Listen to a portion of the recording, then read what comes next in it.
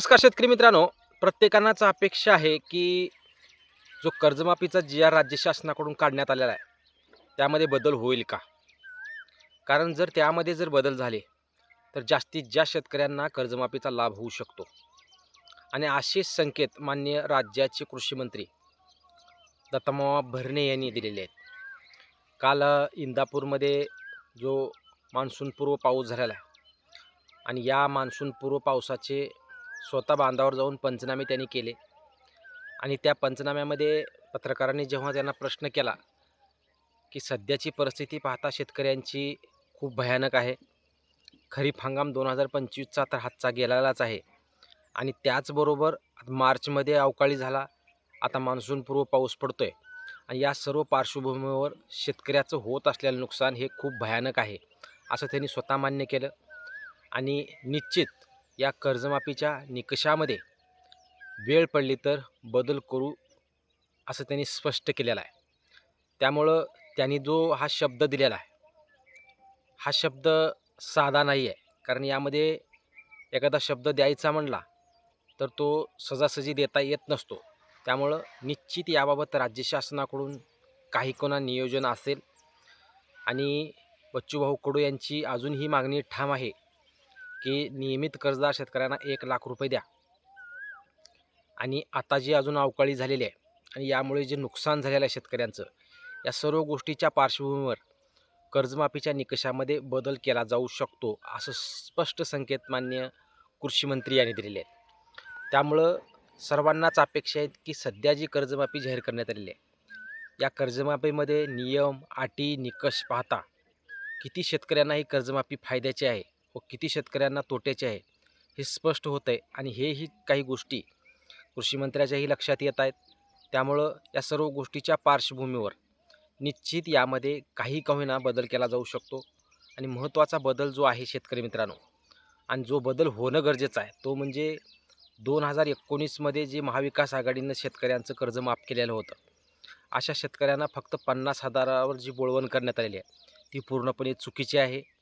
दुसरी गोष्ट, खरीप 2025मध्ये ज्या शेतकऱ्यांनी पीक कर्ज उचललेलं आहे, त्या शेतकऱ्यांना ह्या कर्जमाफीमध्ये कुठलाच लाभ दिसत नाही. यामध्येही बदल केला जाऊ शकतो.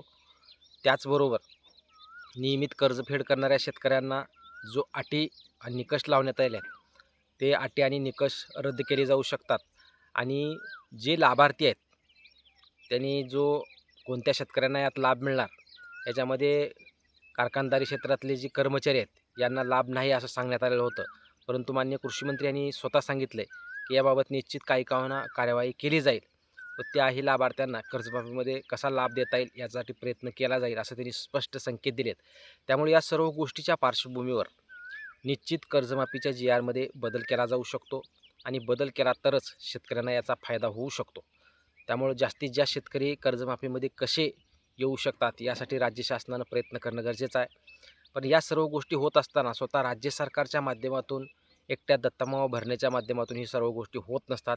याला सर्वांचा सहकार्य आवश्यक असतं आणि जास्तीत जास्त शेतकरी संघटना, बच्चूभाऊ कडू असो आणि शेतकरी यांच्यातून जो प्रतिक्रिया येत आहेत सध्या कर्जमाफीवर, ह्या नाराजीच्या प्रतिक्रिया आहेत. त्यामुळं या सर्वांनी एकत्रित येणं गरजेचं आहे. कारण जोपर्यंत जी-आरमध्ये बदल केला जात नाही, तोपर्यंत शेतकऱ्यांना या कर्जमाफीचा चांगला लाभ मिळू शकणार नाही. त्यामुळं यासाठी सर्वांनीच प्रयत्न करणं गरजेचं आहे. आणि तसे संकेत स्वतः जर कृषी मंत्री देत असतील, तर प्रत्येक प्रशासन विभागाचा असो, जिल्ह्याचे, तालुक्याचे लोकप्रतिनिधी असो, शेतकरी संघटना असो, याच्याशी संबंधित जे शेतकरी आहेत, या सर्वांनी एकत्रित येऊन ही मागणी करणं गरजेचं आहे. तरच या गोष्टीमध्ये बदल केला जाऊ शकतो. अन्यथा राज्य शासन स्वतः सिरियसली काही गोष्टी घेऊ शकत नाही. त्यामुळे एका शेतकरी संघटना असो, लोकप्रतिनिधीच्या माध्यमातून शेतकऱ्याच्या मागणीतून ह्या मागणी होणं गरजेचं आहे. जेणेकरून या कर्जमाफीमध्ये कोणकोणत्या गोष्टीमध्ये बदल केले जावेत आणि या मागण्या केल्या तरच बदल केले जाऊ शकतात. त्यामुळं दत्तामामा भरणे यांनी स्वतः राज्याचे कृषी मंत्री असताना वेळ पडली तर आम्ही या कर्जमाफीच्या निकषामध्ये बदल करू, असं त्यांनी स्पष्ट तोंडाने सांगत असताना शेतकरी संघटनेने निश्चित मागणी करणं गरजेचं आहे. शेतकऱ्यांनी निश्चित मागणी करणं गरजेचं आहे. कोणकोणत्या गोष्टीवर बदल करणं अपेक्षित आहे, या सर्व गोष्टी जर झाल्या तर निश्चित जो कर्जमाफीचा जी आर आला आहे त्या कर्जमाफीच्या जी-आरमध्ये बदल होऊ शकतो आणि जास्तीत जास्त शेतकऱ्यांना याचा लाभ होऊ शकतो. कारण 2019मधल्या शेतकऱ्यांना 50,000वर अजिबात भागणार नाही आहे. 12 ते 13 लाख शेतकरी हे लाभार्थी आहेत.